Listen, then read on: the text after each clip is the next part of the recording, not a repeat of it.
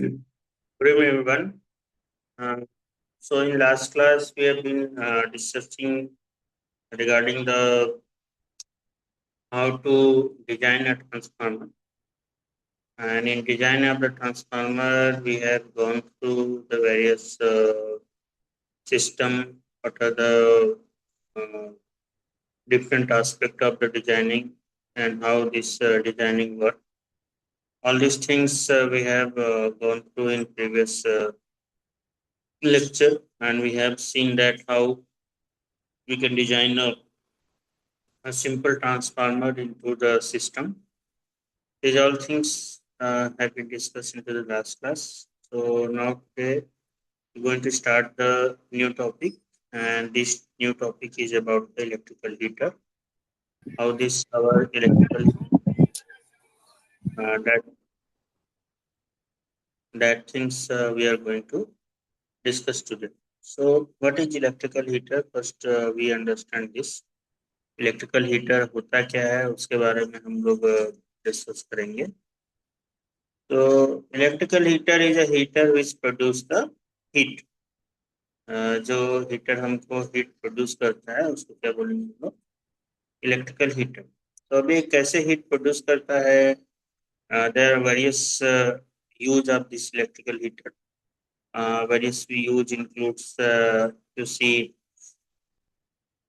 this heater includes as you can see we have a room heater.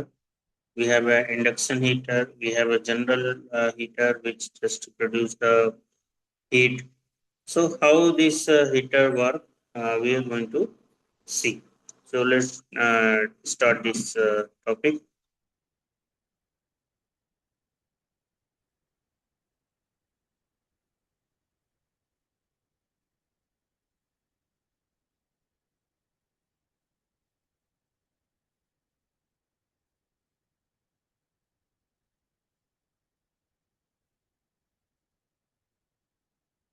So what is electrical heating? That we are going to understand how this electrical heating work, and how various type of heater is used in our system. There are various heating methodologies there.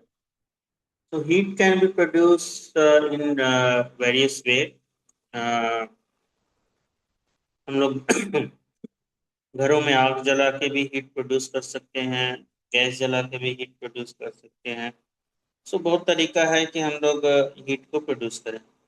लेकिन with the help of electricity कैसे हम लोग heating को produce कर सकते हैं, heat को produce कर सकते हैं, उसको हम लोग क्या बोलते हैं? Electrical heating. और जो मशीन इस इलेक्ट्रिकल हीट को प्रोड्यूस करता है that is known as electrical heater. So firstly, what is electrical heating? So electrical heating is a process in which electrical energy is going to produce the uh, heat energy. So electrical heating is a process in which electrical energy is converted to the heat energy. So electrical heating work on the principle of the Joule heating.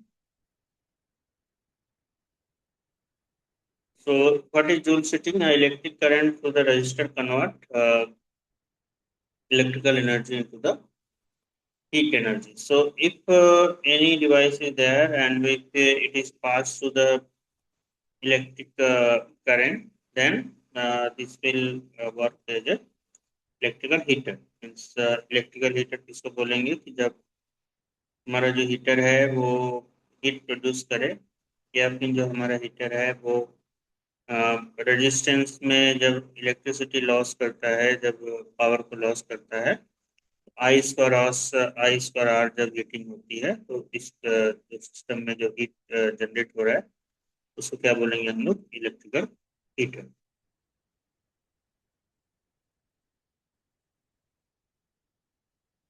So electrical heating is based upon the principle of that when electrical current pass through a medium heat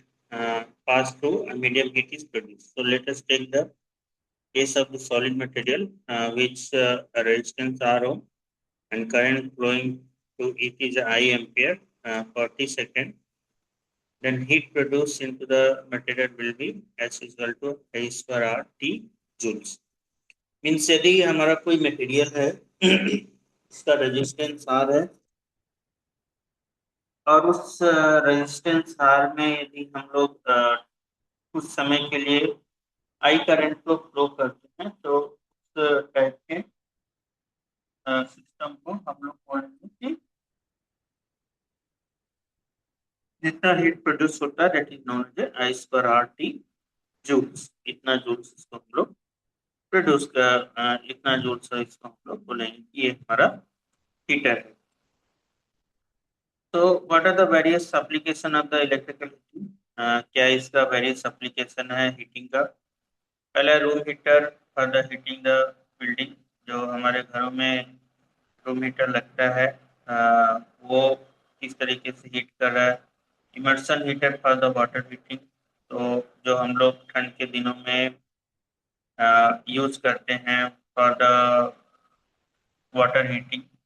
जब हम लोग water को heat करने के लिए इस rod का use करते हैं that is known as immersion heater. Hot plate for cooking. That means we have induction heater. तो इंडक्शन हीटर यूज करते हैं फॉर द कुकिंग पर्पजेस के लिए. Geyser is there. So geyser का काम क्या है. We generally use it as a water generally used as a water heater. We have electric kettle. आप सबने इलेक्ट्रिक केटल देखा होगा जो इसका काम होता है कि पानी को गर्म कर देना या दूध को गर्म कर देना मैगी बना देना कुछ भी use we can take up this electric heater. So the process is same that base of the electric heater will be get heated and that will be remains into this. Then we have electric iron. जिससे हम लोग iron करते हैं या press करते हैं. Electric oven for baking product.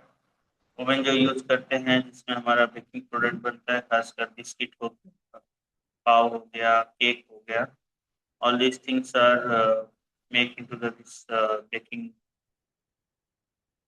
Product. Electrical toaster जिसमें हम लोग टोस्ट को प्रिपेयर करते हैं. So there are various uses of the heater in our home appliances. यदि आप होम की बारे में बात करें तो बहुत सारे एप्लीकेशन है जहाँ पे हम लोग इस हीटर को यूज करते हैं. So these heater are basically used for the doing the hotting पर मीन्स किसी चीज को हॉट करने के लिए किसी चीज को गर्म करने के लिए all these things are used. Then we have some its industrial application as well. तो इंडस्ट्रियल एप्लीकेशन कहाँ होगा इसका. मेल्टिंग ऑफ द मेटल जहाँ पे हम लोग मेटल को मेल्ट करते हैं. वेल्डिंग ऑफ द मेटल जहाँ पे हम लोग वेल्डिंग करते हैं. वेल्डिंग का मतलब क्या हुआ कि इसमें भी इतना हीट प्रोड्यूस करते हैं हम लोग कि जो हमारा मेटल है मेल्ट हो जाए और मेल्ट होके आपस में एक दूसरे को बॉन्ड कर ले. Moulding of the glass for making glass application, जैसे कि कांच का बहुत सारा यूज करते हैं हम लोग ग्लास बनाने के लिए, चूड़ियाँ बनाने के लिए, और भी बड़े एप्लीकेशन हैं जो आप लोग देखते होंगे आपके घरों में जो कांच के बर्तन हैं वो सब का यूज होता है। तो इन सारे चीज़ों में हम लोग इलेक्ट्रिकल हीटिंग को यूज करते हैं, और इलेक्ट्रिकल हीटिंग के थ्रू ही ग्लास को हम लोग गर्म कर देंगे, मतलब जो सीखता है उसको गर्म कर दें, और गर्म करने के बाद फिर उसको हम लोग अपने हिसाब से, अपने डिजाइन के हिसाब से इसको मोल्ड करेंगे। Baking of the insulator, then molding of the plastic compensate, heat transfer of the point surface, making of the plywood. These are the some industrial application of the electric heater, कि ये सब जगहों पे हमारे electric heater जगह जगह पे use होते हैं, और इनका अपना अलग अलग काम होता है। तो एडवांटेज क्या है इलेक्ट्रिक हीटिंग का? पहला है कि clean and atmosphere free from the dust. तो जो दूसरा तरीका है हीटिंग का वो क्या है कि हम लोग उसी मटेरियल को बर्न करें। बर्न करने का मतलब क्या हुआ कि this will going to produce the lots of the dust और पॉल्यूशन। सपोज यदि आप लोग घरों में खाना बनाने के लिए चूल्हा जलाते हैं, या फिर घरों में पानी गर्म करने के लिए चूल्हा जलाते हैं या अलाव जलाते हैं, तो यदि रूम में हीटर नहीं है हमारे पास, और उसकी जगह पे हम लोग को ठंड के दिनों में अ, हमको कुछ चाहिए जिससे कि हम लोग अ, ठंड ना लगे या कुछ हीट ऑब्जर्व करें, तो उसके लिए क्या है कि उसको लिए यदि या तो फिर लकड़ी को जलाएंगे, या लकड़ी को जलाने का मतलब क्या है, this is going to produce the heat, but this is also going to produce the lots of the pollution in air and the dust as well. So in place of इस जगह पे यदि आप इलेक्ट्रिक हीटर को रखते हैं तो उस केस में क्या होगा कि बिल्कुल क्लीन रहेगा, कोई इसमें धुआं नहीं है, कोई डस्ट नहीं है। तो this is the first, no pollution, no flue gases is produce, this is I am just saying. Quickly response, quickly response का मतलब क्या हुआ कि जैसे ही हम लोग बस बटन ऑन किए हमारा मशीन टर्न ऑन होता है। लेकिन यदि आप दूसरे एप्लीकेशंस को टर्न ऑन करने गए, यदि आप कोयला जला रहे हैं या फिर लकड़ी जला रहे हैं, तो उसको क्या उसको जलने में आधे आधे घंटे लग जाते हैं, but in case of the electric heating it will be started with in the minute. Accurate control temperature can made easily, तो जितने डिग्री की टेम्परेचर हमको चाहिए we can control to this, which cannot be possible with the other equipments. Completely safe, एक तरीके से safe है, कोई इसमें डेंजर नहीं है। लोकलाइज एप्लीकेशन, जहाँ पे हमको जरूरत पड़ेगी हम लोग उसको वहाँ पे यूज कर सकते हैं। सपोज हमको रूम हीटर इस रूम में चाहिए तो हम लोग उस रूम में यूज कर लिए, नेक्स्ट रूम में चाहिए तो नेक्स्ट रूम में यूज कर लिए। Then overall efficiency is very high, means जो उसका एफिशिएंसी हो क्या है, it is very high. Uniform heating, so ऐसा नहीं है कि एक जगह ज्यादा हीट कर रहा है एक जगह कम कर रहा है, इसकी जो हीटिंग रहेगी वो that will be uniform. Highest efficiency of the utilization, so हमारे यूटिलाइजेशन की जो एफिशिएंसी है वो क्या है, काफी हाई है। Cheap furnace and mobility of the job, so mobility of job means हमको जहाँ पे जरूरत पड़ेगी हम लोग वहाँ पे इसको यूज कर सकते हैं, and we can take it from one place to other. Suppose हमें right now we require that this home, then we are moving to some other place, then we can pack it and take it to the that place है। तो इसको move करना आसान है, efficiency high है, so all these things can we can use। So how this transfer of the heat happen? So first one is conduction, means how we are going to produce the heat that we understand. So heat can be produced by the this phenomena take place in solid, liquid, and gas. So heat transfer is proportional to the differences of the temperature between the two phases. So no actual motion of the molecule. So heat transfer क्या है कि जब एक जगह से दूसरे जगह पे हीट को ट्रांसफर किया जाता है तो उस ड्यूरेशन में जो हीट प्रोड्यूस होता है उसको हम लोग बोलते हैं heat transfer of the system.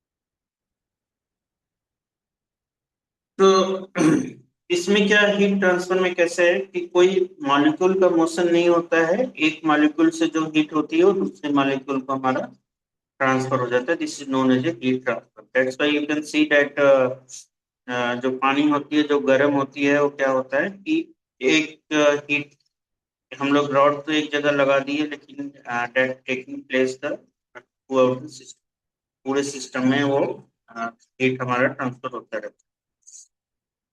Then next is conversion. So this phenomena take in liquid and gas.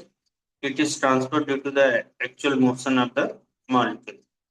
तो इसमें क्या है कि ये गैस में होता है या लिक्विड में होता है। सो कन्वेक्शन में क्या होता है कि हमारा जो मॉलिक्यूल है वो मूव करता है एक जगह से दूसरी जगह हम लोग को मूव करता है। Third one is radiation. So this phenomena is considered to the surface. So radiation energy emit or absorbed, it is depending upon the nature of the surface. So radiation is happen. Suppose सूरज की रोशनी आ रही है। So जब when the Suraj the sunlight strike on the earth, जब ये अर्थ पे strike करता है, so in that case you will see that हमारी जो अर्थ है, हमारी जो भूमि है वो क्या होती है, इट्स बिकेम जो हमारी जमीन होती है दैट इट बिकेम हॉट, ये धीरे धीरे गर्म हो जाता है। So this is phenomena of the heat transfer known as a radiation. So these are the three way how heat is transferred from one from one place to another place or one from one thing to other place.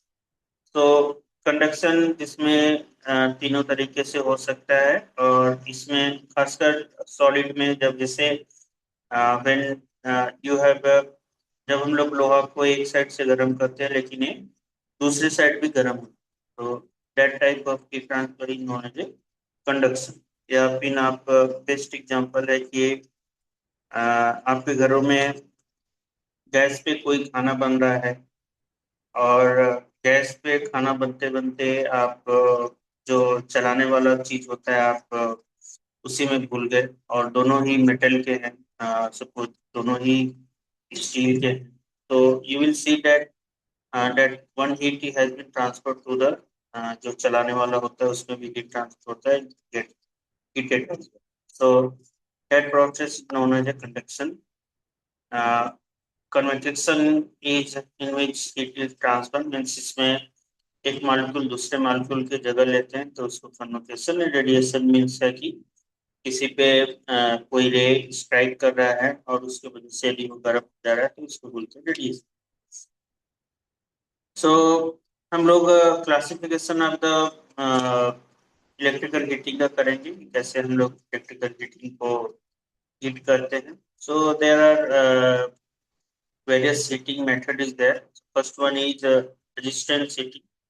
So resistance heating का मतलब है कि direct resistance heating and indirect resistance heating. These are the two type of the heating. इस ये दो प्रकार का heating होता है। So direct resistance heating का means क्या होगा कि इसमें directly resistance heat होगा। We will see how this work. Second is arc heating. इसमें भी दो टाइप के हैं. First one is direct earth heating and indirect earth. So these are the two variety for the power frequency heating. Means इसमें क्या है कि power frequency पे हीट हो रहा है. यदि हाई फ्रिक्वेंसी पे हीटिंग हो तो उसको क्या बोलते हैं, उसमें दो टाइप का है. First one is induction heating and the second one is dielectric heating. So these are the classification that we can do for the uh, for the uh,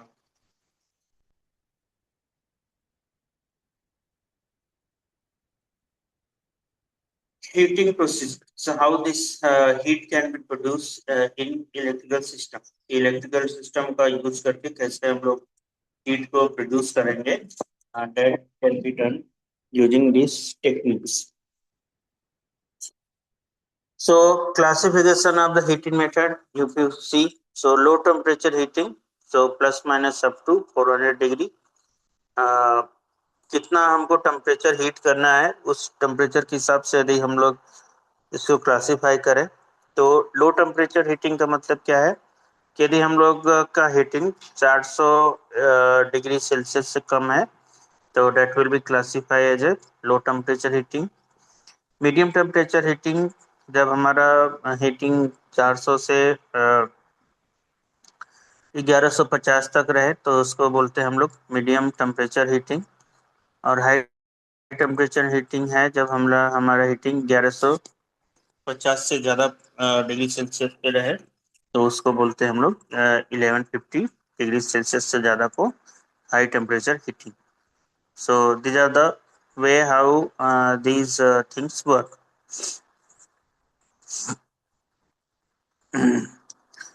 So this is our classification of the electrical heating, and you can see that if it is a power heating, so these are the two types, resistance and arc heating.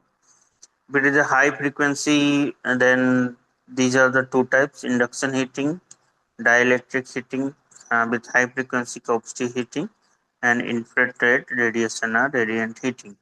So ये होता है जब 500 से 500 kilo hertz पे हम लोग heating करते हैं.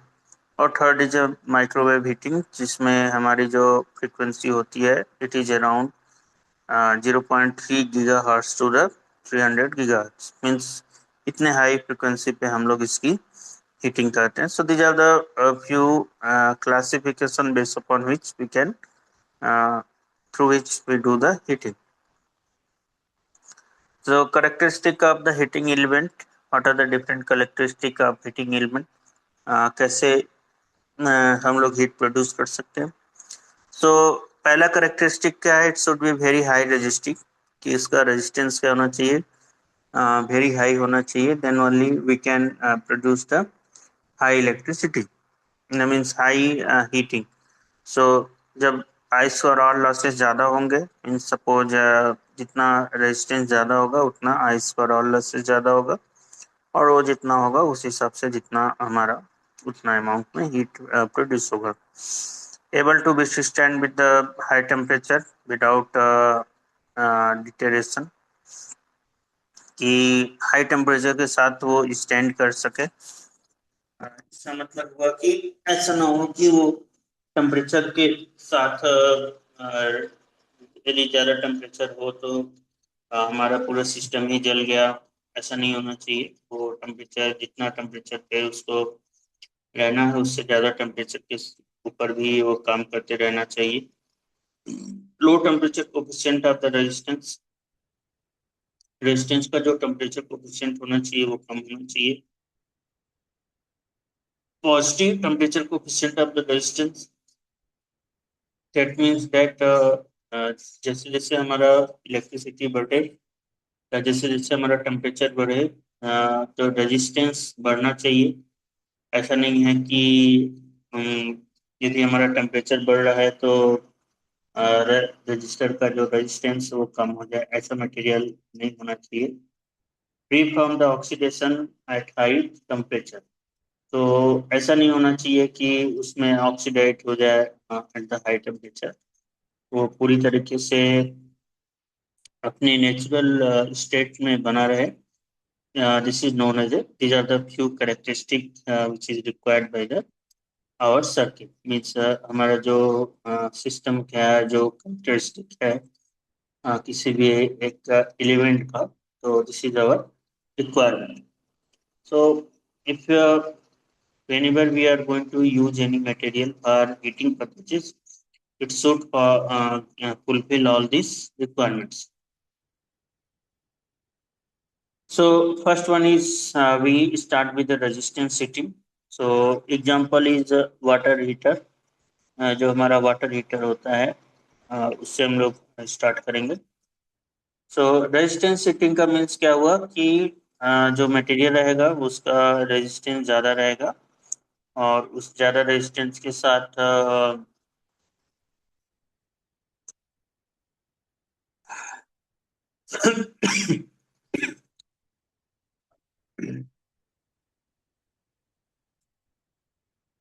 उस ज़्यादा रेजिस्टेंस से तो इस this is the process in which जिसमें हमारा जो मटेरियल है उसका रेजिस्टेंस ज़्यादा होगा और ज़्यादा रेजिस्टेंस के उसके वजह से जब जितना उसमें करंट फ्लो करेगा आई स्क्वायर आर लॉसेस हमारा उतना इंक्रीज करेगा. सो whenever current is passes through a resistor material, heat is produced because of the high square losses. So generation of the heat is done by the electric resistor carrying current.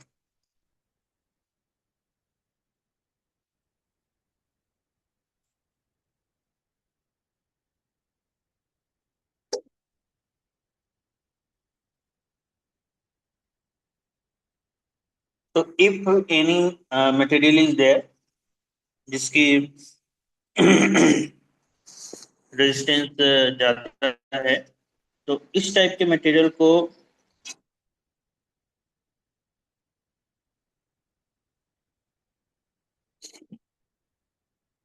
उस type के material में हम लोग current को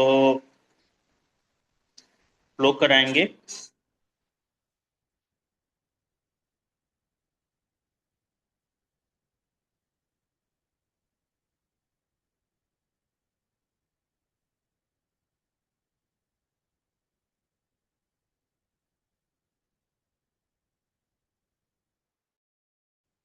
So you see that the most effectively material we use is a nichrome.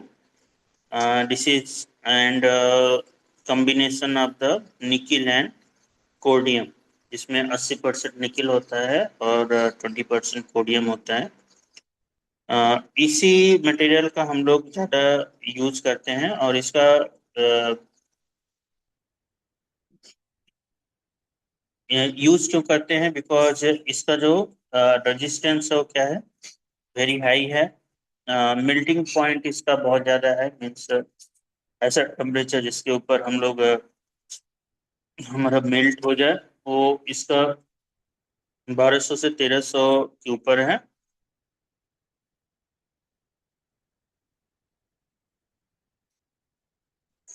और इसका durability भी अच्छा है. So the material which you we use is nichrome combination of the nickel and chromium. So what are the different type of heating means direct heating and indirect heating इसको हम लोग कैसे समझेंगे.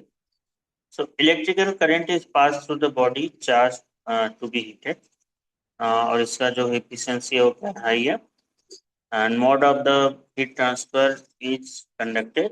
So electrode boiler for heating water and resistance will. So जो direct heating है वो क्या है कि जिस चीज को गर्म करना है उस चीज को डायरेक्टली हम लोग सीधे उसी से करंट पास करवा दें. सो सपोज करो जैसे कि हम लोग को गीजर है तो गीजर में जब हम लोग को पानी को गर्म करना है तो क्या पानी हम लोग डायरेक्टली गीजर के अंदर डाल देते हैं और उसी से वो सारा हीट डायरेक्ट जो करंट जा रही है वो सारा हीट उसमें से प्रोड्यूस हो जाएगा. सो इसमें हीट ट्रांसफर का जो मोड क्या है वो कन्वेक्शन है मीन्स मॉलिक्यूलर कहीं इधर से उधर नहीं जा रहे, वहीं पे रह रहे हैं, but it will be transferred from one place to another place. So in this कौन से हम लोग डायरेक्ट हीटिंग यूज कर सकते हैं, जैसे कि हम लोग को पानी गर्म करना है, या फिर रेजिस्टेंस वेल्डिंग का क्या मतलब हुआ कि जब हम लोग वेल्डिंग करते हैं तो जब उसमें बेसिकली हमको दो मेटल को गला के और उनको वापस आपस में उनको कंबाइन करना है, तो उसको जब कंबाइन करना है तो क्या करेंगे, उसको हीट करेंगे। तो उसमें रेजिस्टेंस बिल्डिंग में जो मटेरियल हमको यूज करते हैं, that is done using the this this technique is known as a direct heating. We have an indirect heating as well. So electric current is passed through a highly resistive material heating element placed inside a oven. तो साचा है या एक structure है, और उस structure के अंदर हम लोग हीटिंग एलिमेंट को रख दिए हैं। So heat produce due to the ice और all losses into the element is transmitted to the body. तो mode of the heat transfer is conduction और द कन्वर्सन और द रेडिएशन। तो किसी भी तरीके से हो सकता है। सपोज यदि रूम हीटर यूज कर रहे हैं तो there it will be convocation. Conduction will be when we are using the induction induction heater जब हम लोग यूज कर रहे हैं तो वहाँ पे हमारा कन्वोकेशन हो गया। Radiation is heat transfer of the metal. जब हम लोग को मेटल में हीट ट्रांसफर करना है तो उस केस में हमारा ये तरीके का हीटिंग है। सो कॉन्सेप्ट क्या है रेजिस्टेंस हीटिंग का, कि रेजिस्टेंस हीटिंग में हम लोग विल हीट दिस, इस तरीके से हम लोग हीट करेंगे, और हीट करने के बाद उसके सराउंडिंग को हीट हो जाएगा। This is the concept of the resistance heating. So as I tell, most common material जो हम लोग यूज करते हैं that is nichrome. Nickel and chromium का मिक्सचर है, और उसके वजह से उसकी जो रेजिस्टेंस है वेरी हाई है, और जब हम लोग उसमें करंट फ्लो करते हैं तो it produce lots of heat, या आइस का लॉसेस उसमें बहुत होंगे, और उसकी वजह से वो अच्छा खासा हीट को प्रोड्यूस करेगा।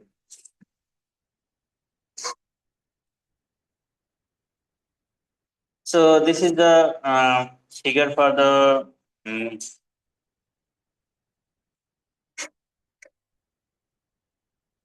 figure for the direct heating. So in this direct heating, you can see we have a different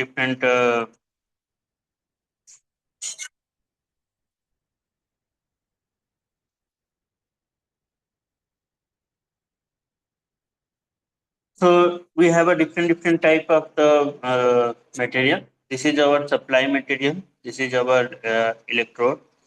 यहाँ से हम लोग इसको सप्लाई करेंगे। दो इलेक्ट्रोड इसमें लगे हुए हैं। इलेक्ट्रोड का मतलब दो हीटिंग मटेरियल लगे हुए हैं। ये हमारा एक फर्नेस है। फर्नेस के अंदर हम लोग अपने चार्ज को रखेंगे। High resistance powder is there, furnace is there, और इसी फर्नेस के अंदर सारे हीटिंग को हम लोग ट्रांसफर करते हैं। देन दिस मटेरियल इज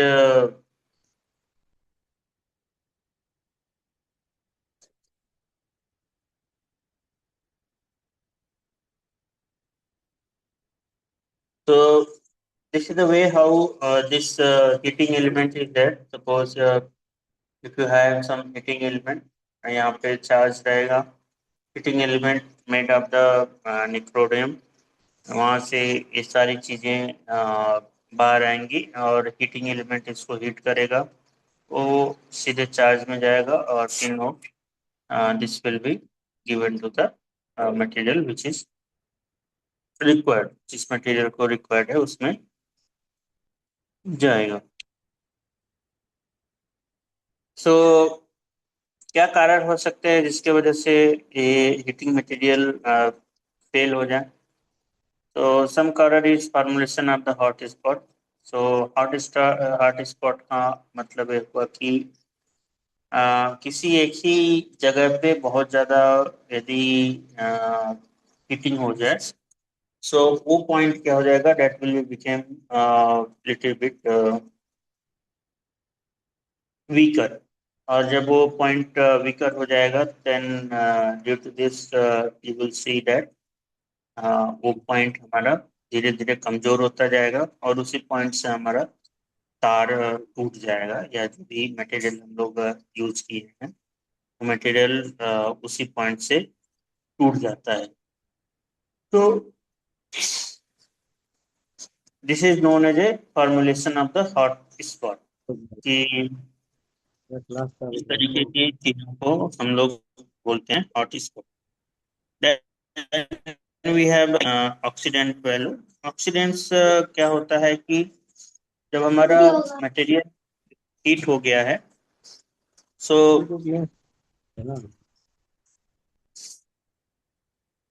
इसके ऊपर किसी प्रकार का बाहरी वातावरण का इफेक्ट नहीं आना चाहिए। Suppose if it is continue to come into oxygen, phone नहीं होता तो देरी होता है कि हाँ फोन निकालने में देरी होता है। कहाँ गए? आपको क्या पता कहाँ गए?